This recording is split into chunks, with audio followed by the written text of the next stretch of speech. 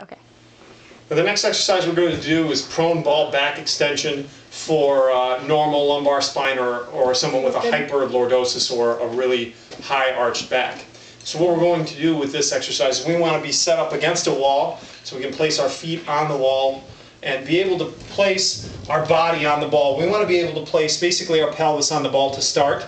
And what we're going to do is we can start off with just our hands on our hips. Now, when we do a back extension like this, we want to make sure that we're using our hamstrings and our glutes as one of the main parts that we want to work on extending from. So we want to make sure that we be able to increase the strength from this exercise, so that we're not hyperextending the back, or hyperextending our low back too much. So what we're going to do, we're going to start with our hands on our hips, and we're going to focus on squeezing from our hamstrings and glutes as we inhale and come down, and then we're going to exhale and come up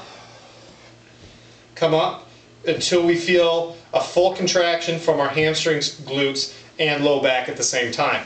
So I don't come all the way up where I'm hyperextending, and I don't stop when I'm not fully extended. So we want to make sure that we get up to neutral extension position, so I'm not hyperextending or flexing. So I'm going to inhale again and exhale. Inhale and exhale.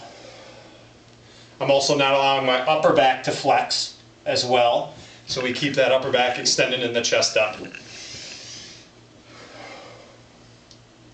Now, if I wanted to change the degree of difficulty with this exercise, I could move the ball closer to the wall so that more of my quads are on the ball instead of my pelvis. Or I can move my hands further up my body away from my center of gravity. So I can move the ball, or I can start by putting my hands behind my ears.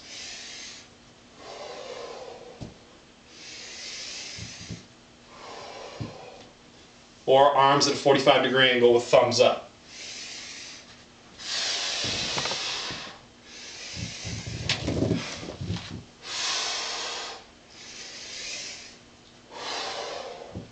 As you can see, it's sometimes difficult. You want to really make sure that your feet are locked into the wall, because or else you might be able to fall over without that type of support. So if you don't have a wall to use, you can use a partner and kind of hold on to grip your feet and hold them to the floor as you're doing this back extension exercise. And that is back extension on the Swiss ball for normal lumbar spine.